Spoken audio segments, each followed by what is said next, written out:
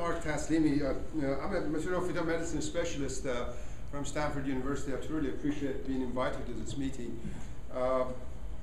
Laborists, I don't have to tell you, have been a God's gift to the nation, to the mothers and babies of this country, to the hospitals.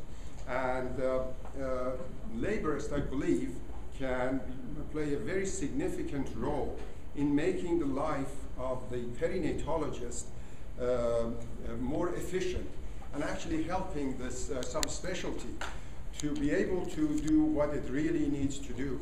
There are calls for justice, really, to provide the high-risk care or make it available to every woman in every small community of this country, and that we are not doing yet. OB Hospitalist can make this to happen. So let's talk about a very recent experience that we have done. Dr. Olson is a big part of it, in a mid-sized hospital, a private, not-for-profit hospital in a mid-sized community. So why the laborist program, the OBGYN hospitalist program, is catching the nation's hospital like wildfire. And just as we are getting comfortable with the laborist OBGYN hospitalist program, Dr. Olson calls me to come and make a presentation on a laborist MFM integrated program. So why do we need to marry laborist and MFM specialties together? Well, there are some good reasons for that. The OBGYN hospitalist programs are still, and please correct me if I'm mistaken, are still considered to be profitable, but not tremendously profitable. In some parts of the country, some hospitals could be marginally profitable.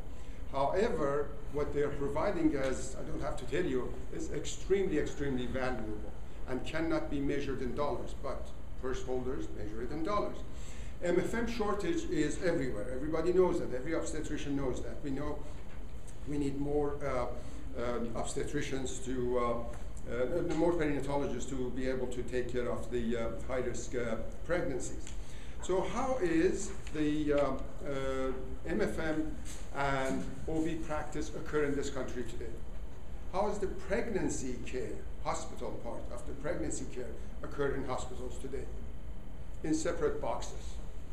We have a low-risk OB box, we have a high-risk OB box, and then we have a neonatology box. Now, I will ask the women in this group, when you're pregnant, do you consider yourself high-risk OB, low-risk OB? Do you consider your baby part of your pregnancy? And why have we made these artificial separations that is not benefiting everybody and actually is hurting our specialty? So in order to be able to make this better, we came up with a novel strategy or a novel model that is really not novel. This is being done in Europe, everywhere, for decades. And there are many hospitals here who have started doing so. Dr. Fishman just told us that he's starting the same thing in his hospital. Stanford has been doing it for decades now and is working beautifully. However, private hospitals have not caught up with this notion yet because administrators like to keep things in boxes, nice and clean. So let's see how we can marry the two. It's really not that complicated. The program that we wrote up for this program in this particular hospital is about 26 pages when you go down to all the details of it, but it's really not that complicated. What happens is that laborists and MFMs are both hospital employees. MFM has an office in the hospital as an outpatient. MFM also takes care of the inpatient, and hospitalists are also hospital employees, and they work as a team.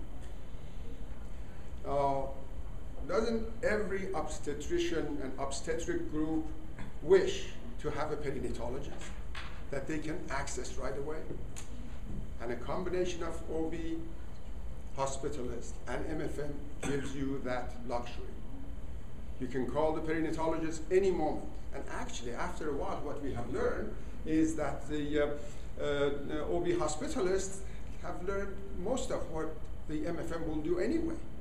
So all they have to do is to call, just get a confirmation and write a note that, MFM concurs, and they're just doing what they're doing. So MFM, the OB hospitalist will continue to do what OB hospitalists do everywhere else, and have the luxury of having a perinatologist that they can call or they can summon to the hospital. Now, separate laborist from MFM. How would an MFM take care of all the high-risk pregnancies of a small community, even if it is just a handful of patients? That's not even going to pay my salary. Physically, I can't do it. If I have 2, 3 complicated patients in a row, I'm going to burn out. However, the laborists, the OB hospitalists, become an ally, as shown in many places and as some of the MFM groups have started doing it, become an ally for the perinatologist. And what happened in this mid-sized community, one MFM, just one MFM, with a local perinatologist to cover some weekends and some vacation time, had covered the whole eastern Washington state. I will quickly go down and show you some of the statistics. So what happened to the hospital? Well, they just burned and went bankrupt. No, they didn't. Actually, the number of deliveries increased, but a little bit. It did not attain a significance in trend. Maternal transport more than tripled with one perinatologist and a local.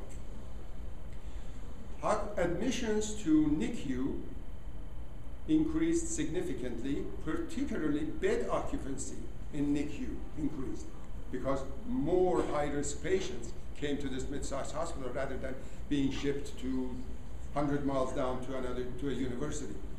And annual charges significantly, annual charges of NICU, the hospital portion, significantly increased. And this is just the graphic way of showing the same thing, and there are a few copies of the handout outside that you can look at. This is too complicated. We made this, and I will be happy to discuss it with you. It's in the handout on how, trying to figure out what happened when MFM program started, then when laborist program started, and then when the two integrated in full. And some very interesting demographic changes in NICU population and high-risk pregnancy referrals occurred. But the short of it is that our conclusion was from this paper is actually submitted to Journal of Hospital Medicine, and our conclusion is that where the laborists and MFMs are available 24/7 in-house, laborist in-house with the MFM on the telephone available, the obstetricians trust their high-risk patients and low-risk patients to that team. And with this system, you can have a small cadre of MFMs to run a large service, medium-sized to large-size high-risk pregnancy service. And everybody in the system wins. The community wins. Obstetricians win because they have a profitable, successful laborist program in the hospital that nobody's going to touch. They have MFM who can survive because doesn't have to spend night after night in the hospital. And the obstetrician and the laborists who can call the perinatologist and summon the perinatologist in at any moment win at the same time. So I guess the question would become, for everybody, what's in it for me? And I'll be happy to discuss this at the end of the presentation. Thank you so much. Thank you.